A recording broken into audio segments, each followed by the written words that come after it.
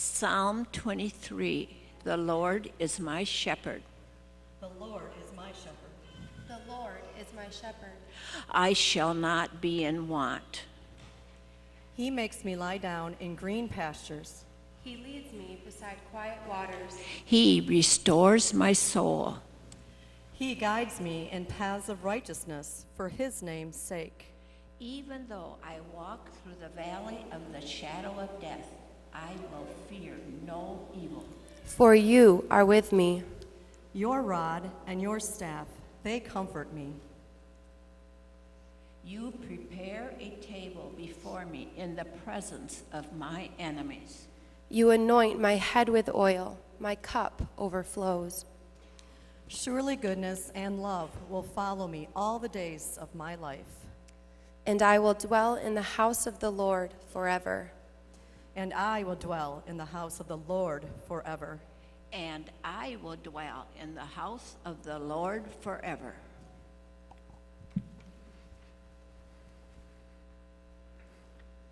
And this is the word of the Lord. Today, this morning, we wrap up our study of Psalm 23 with an idea or the lenses, looking at that psalm through the lenses of creation. If you remember back a number of weeks ago, we studied Genesis 1 and 2 in separate weeks, and we talked about the anxiety that sometimes those passages bring as it causes disagreement within the church. Was it 6 literal days? Was it not 6 literal days? And we looked at, while those discussions have their place, ultimately these stories are meant to teach us about God. In Genesis 1, we read about a God who is powerful, who speaks the world into being, a God of order who just thunders and things happen.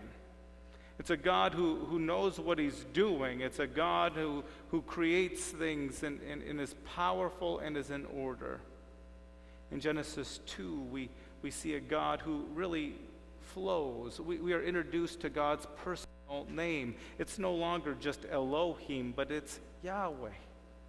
He's not a God who just thunders from afar and makes things happen, but he's a God who walks and talks with his people. He's a God who walks alongside his people, and we read in one chapter later that even when they fall into sin, God is there. It's a God who adapts and changes. When he sees that man needs a partner, he makes woman. When he sees that man and woman have sinned, he creates another way. See, the God of Genesis 1 is powerful, and the God of Genesis 2 is more personal. And whoever compiled Genesis thought both of those stories needed to be told, because God is both of those things. God is a powerful God who has order and speaks and things come into being, but God is also a personal God who simply walks alongside of us in good times and in bad. In Psalm 23, we read again that God is our shepherd. And this morning, all I want to do is just recap where we've been and tell a story. And so remember where we have been, that the Lord is my shepherd. And if we look at the next slide here, remember we were in the wilderness. That if we were in the wilderness and we understood of what it means for God to be our shepherd and we to be his sheep. He leads us beside green pastures. The next slide, I think, talks about that. Remember that even in the most desert of circumstances, there is food enough for today. Right? Remember, green pastures sometimes are just brown tufts of grass that provide sheep just enough to make it through the day.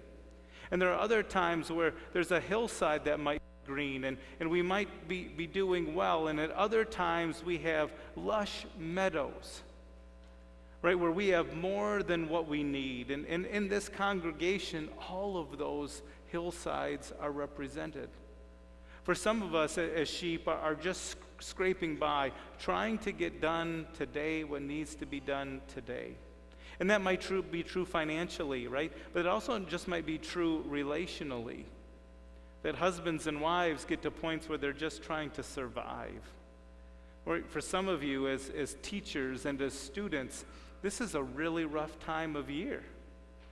And as you go back and as you ramp up, and that doesn't mean you're not excited to go back, it just means that there's a lot of things that are moving right now.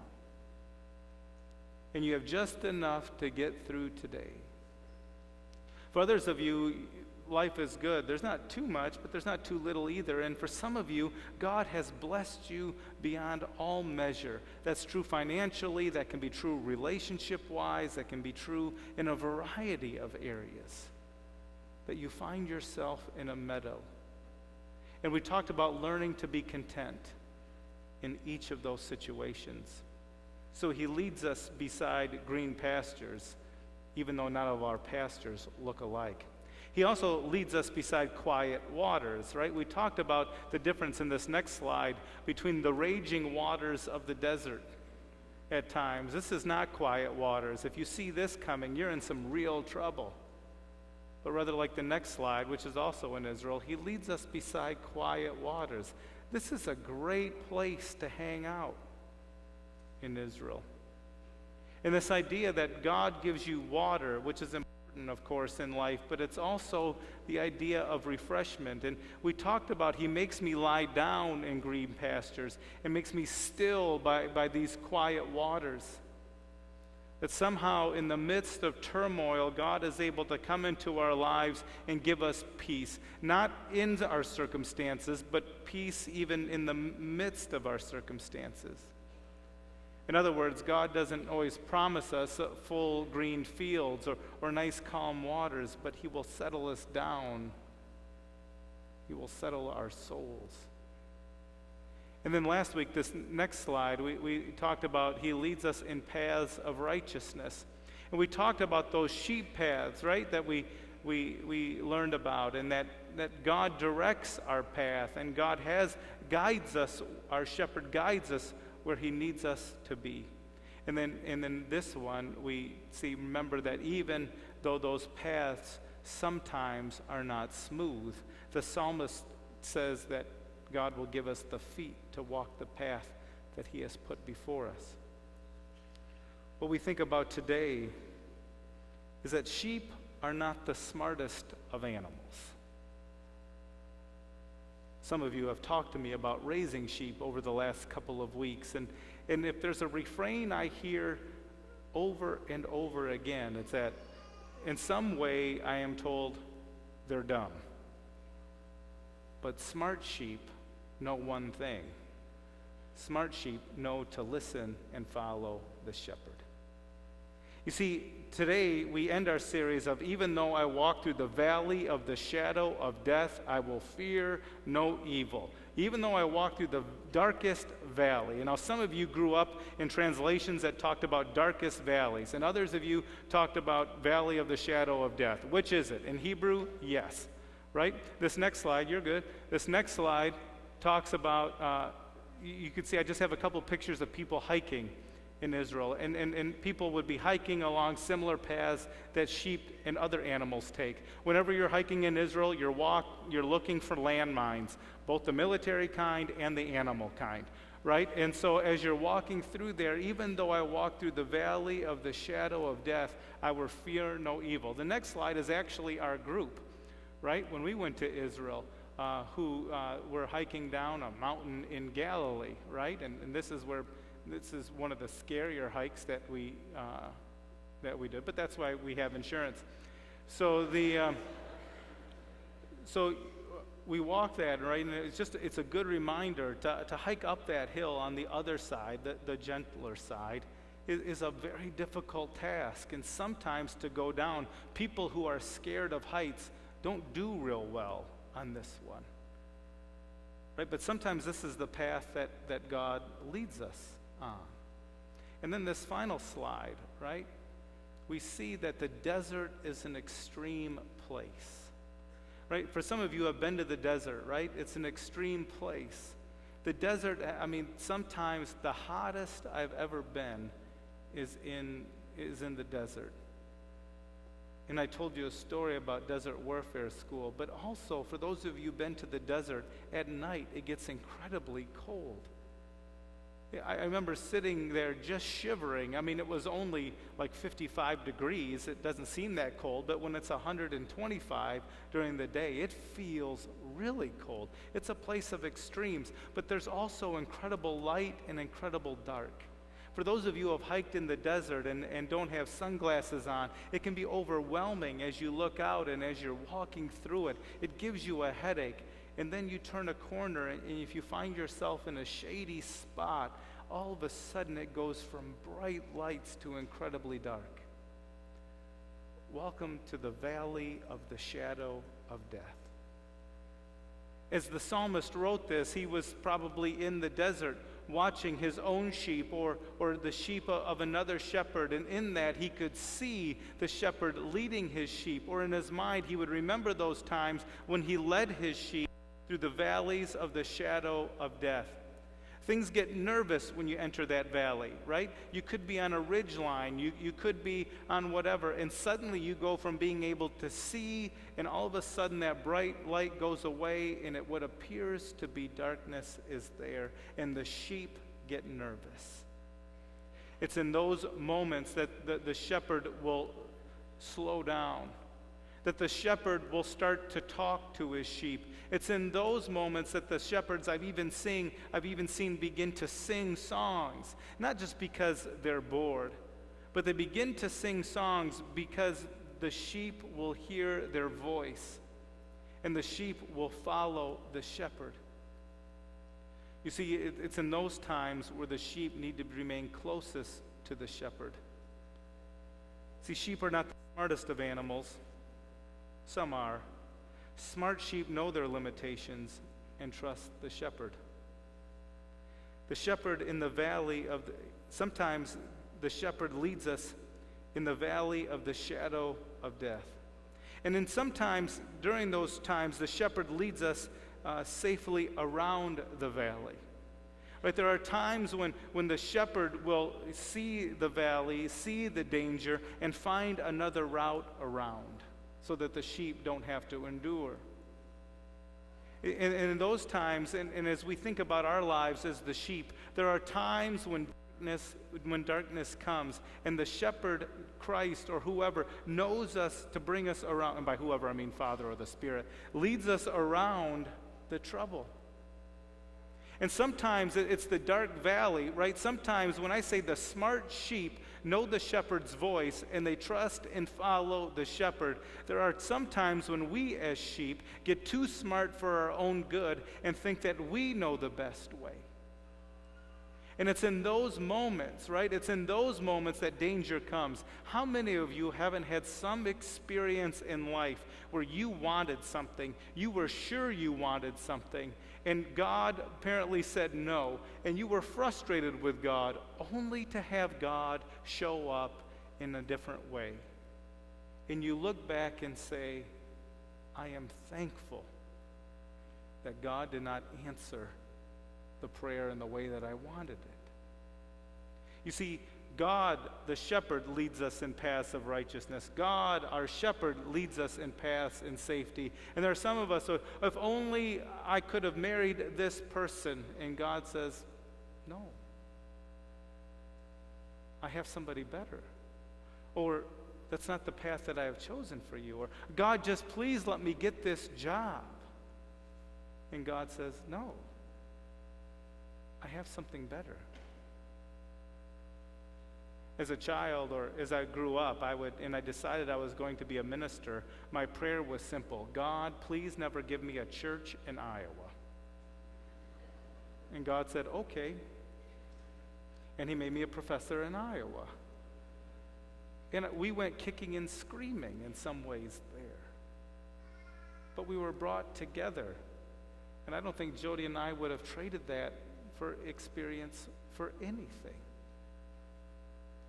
You see, sometimes the sheep have to learn to trust the shepherd. And when there's danger around and when trials come, The shepherd will lead us around. But sometimes the shepherd knows that the only way to food, the only way to water, the only way to life is to walk straight into that valley of shadows. And it's in those moments that the sheep huddle up and listen for the shepherd. Now, some mornings, early in the morning, I coach CrossFit. And there's one person there that is always talking. And then when it comes time to do the workout, she'll say, "What are we doing again?" And I have to tell her nicely that you can't talk and listen at the same time. You ever notice that? You can't talk and listen at the same time. And the trouble comes, the sheep, the dumbest sheep, are the sheep that think that they're the shepherd, that they know the way, that they can endure the valley of the shadow of death themselves, that they somehow can figure out the path. In other words, the smart sheep know their limitations. The smart sheep understand that they need the shepherd. And so sometimes the shepherd will lead us around the valley. Sometimes the shepherd will lead us through the valley. And I know that there are some of you here this morning that find yourself in the middle of the darkest valley. And I encourage you to listen for the voice of the shepherd. For the shepherd is there. Jesus, it's no mistake that Jesus looked around his world and he said, "I am the good shepherd. I'm the good shepherd, and I know my sheep, and the sheep know my voice, and my sheep follow me. I am the good shepherd, and the good shepherd will lay down his life for his sheep." You see, even though I walk through the valley of the shadow of death, I will fear no evil, for you are with me. Your rod and your staff, they comfort me. Right? It makes it sound like if we just trust the shepherd, that God will bring us through whatever problems we're having, and that somehow everything will end up okay. Right? If we read that psalm and we're not careful, we could fool ourselves into thinking that even though I'm going through a bad time, somehow God is going to turn this into something good. But there are some times when the shepherd leads us into the valley of the shadow of death and the sheep die. Right? You can go to Israel, you can find sheep bones. So don't be fooled into thinking, right, that if somehow things don't go the way you want it to go, or sometimes things go bad, that somehow that the shepherd has abandoned you.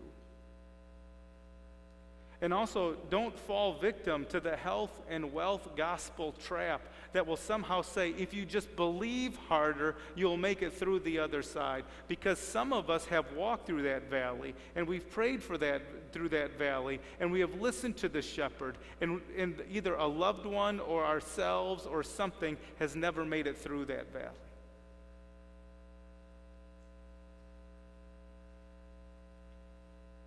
But that's where we step back and we listen to Jesus again. I am the good shepherd. And the shepherd is willing to lay down his life for his sheep. In other words, even when evil wins, even when death comes and steals somebody from us way too soon, even when the valley of the shadow is a cancer diagnosis, and despite prayer, it ends in death. Death does not win. Because Christ has died. And our shepherd has died. And our shepherd has been raised. And it's that shepherd who calls to us so that even though we pass through the final valley of the shadow of death, even in those experiences, our shepherd stands at the other side and calls us by name.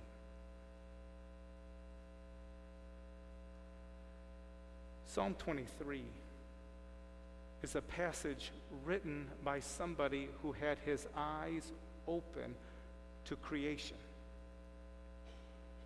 And that's why I chose that. It's not magic, Psalm 23. The magic of Psalm 23 is that somebody could look around his or her surroundings and see God. And so, would I like you to memorize Psalm 23? Of course I would like you to memorize Psalm 23, along with all 149 other Psalms, along with all of Scripture that is meaningful to you. Of course I want you to know that and live it. But my prayer for you also, and what the point of this series was supposed to be about, was so that you could now leave this place. You could open your eyes, and you too could see God at work in creation around you.